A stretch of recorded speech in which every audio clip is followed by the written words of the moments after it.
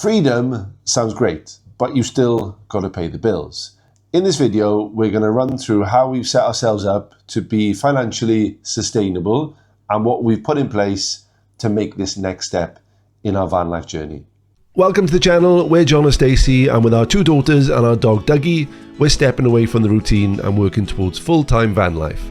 Wanderlust Family Adventures follows that journey, slowing life down, living with intention, and spending quality time together.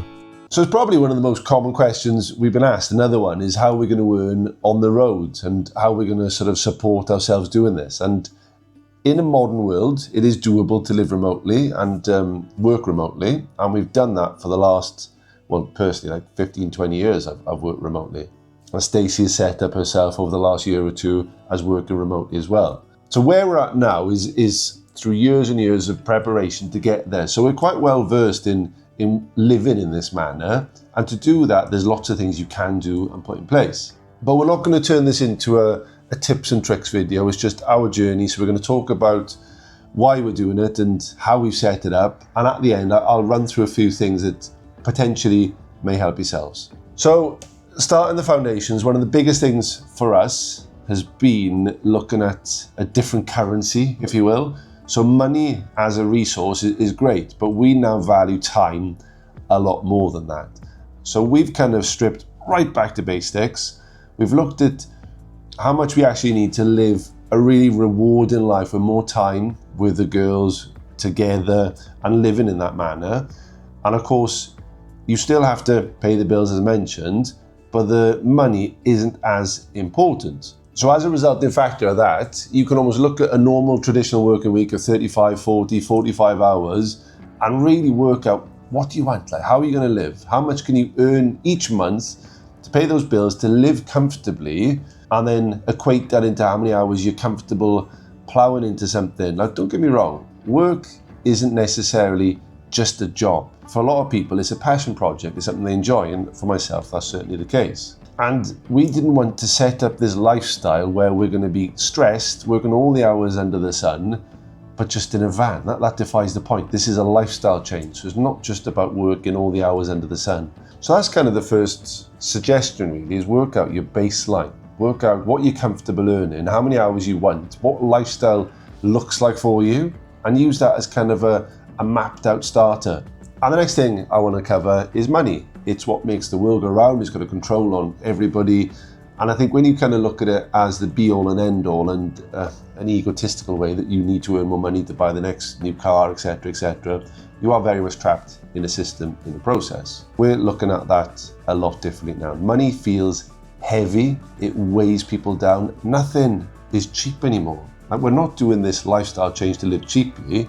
We'll have a very good life. But to do anything nowadays is so bloody expensive. You pop into a supermarket and you can drop £50 at the blink of an eye. You go to a restaurant, £100 gone. So what you're getting for the effort you're putting in for those 40 hours a week isn't necessarily value for money. You're tired, you're stressed, and what you've got at the end of it is half a trolley full of food, you know? It's bonkers the way life is set up at the moment to just compress individuals to not have the money to live the way they want to live. So no doubt a lot of you at home are questioning as well, like, is money the be all? And the way that you do throw in the hours into work, what do you get back from that? And that's another resulting factor into why we're making this lifestyle, is to kind of take away that pressure of having to work to cover all the bills. We're going to work fewer hours, a lot more intentional work to hopefully get a better life at the end of it.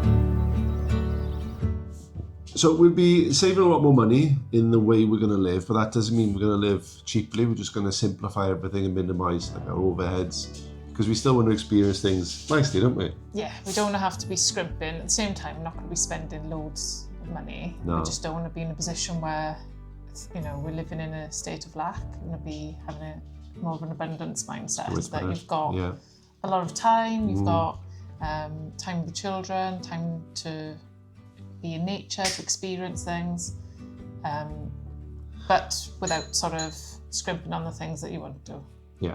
Yeah, so if we're like in Switzerland or France and there's like a nice campsite we like the look of, or theme park, or a day out, chocolate shop, or the Lindt chocolate shop, then we're going to do it, We're not going to go and scrimp and save, because we want to experience the best part of every place we go to. So we're both really fortunate in the position we are right now, and it's not always been that way. It feels like where we're at now has been a journey over the last X amount of years. It's taken a while to get here. So I'm going to be setting up a consultancy and doing something remotely, which I can do through my years of experience, contacts, networking, and that's happened over time, That's going to kind of work as this all starts. It's going to be a little bit confusing, but you're already on your path, aren't you, and have been for some time? Yeah, nearly a year now of being self-employed, so doing Reiki and life coaching, but primarily tuition. Yeah, that's the main income for us. And that's nearly, about 80% remote anyway, online, so that can be done anywhere, providing me with a Starlink. I wouldn't trust Wi-Fi. Yeah, that's going to be really important. So kind of tried that out. We know how much I can earn in a year, which is really useful. Not that we made this decision at the time, but now it's quite handy that in retrospect we can look back and think, oh well, that's your outgoings, and then I know how much I need to work. And it's not going to be every evening. I'm working most evenings and a few mornings now. It'll be having some days off and working some evenings. Yeah, we like I mentioned earlier in the video, we know our baseline, what we need to survive, and we'll go a little bit above it so we can start adding to our nest egg, but we're not going to work ourselves into the ground. Time is our biggest commodity at the moment. That's what we want over money. And like, we've not reinvented ourselves for this purpose. Like, what we've set up to work remotely happens organically with what we both do professionally. So there's a huge degree of luck, but that's come from hard work and actually putting yourself in that situation. So what we're going to do is predictable, is a bit boring, but in a good way, because we know that we've got our bread and butter income coming in. Speak for yourself. It's not boring tutoring teenagers. I suppose, yeah. So as promised, a few things that you could potentially do to fund your own van life journey. And the first one, which we've covered in the video, is to lower your baseline to work out what you need each month and be realistic with what life you want to live. Number two, we've already mentioned, is building around the skills you already have. Either finding what's available out there in your little world, or potentially looking at consultancy, or if you've got practical skills, using them to your advantage. Take number three with a pinch of salt, because this is completely up to you. I don't know if you rent, you own, but there is a way within property to release equity. You could downsize and invest the difference. If you want the lifestyle, there are opportunities there. If you have money tied up into that, by all means you could rent, you could even Airbnb a spare room pre-sale. There's a lot you can do with your property. And the biggest one for me is researching your own landscape. In terms of your professional life, what you do is very much relevant to you. And finding out the little nuances within that is a huge thing to do. Find out where the remote roles lie. And I've got a couple of really, really good websites that I'll show you now.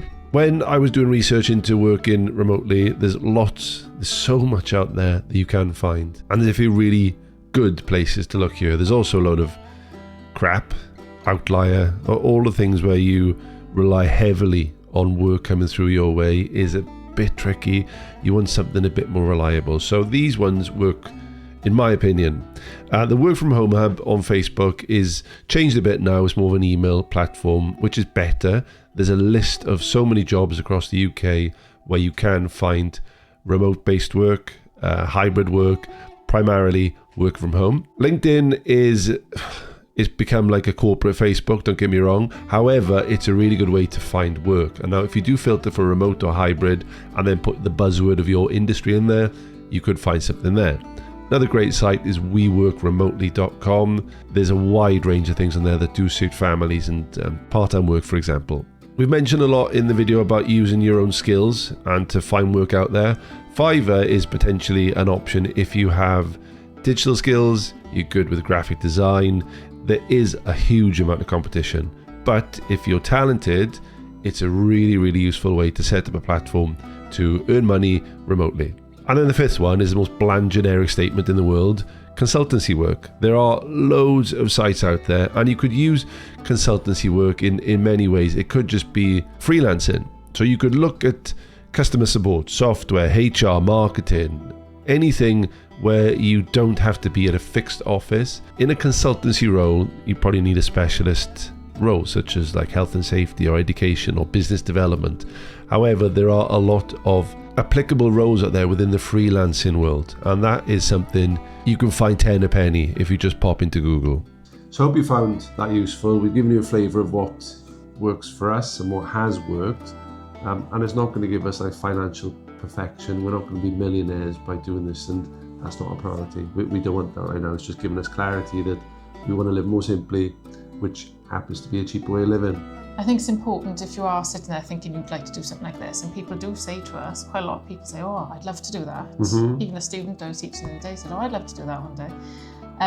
That there are many things you can do to earn money, but also you won't need as much. So just have a look at everything and start dreaming a bit and seeing what might be possible for you. Yeah, dream, plan, put it all together and jump in the deep end. Thank you for watching. We'll be back next week to talk about mental health and travelling and how it helps. So, see you soon. Bye.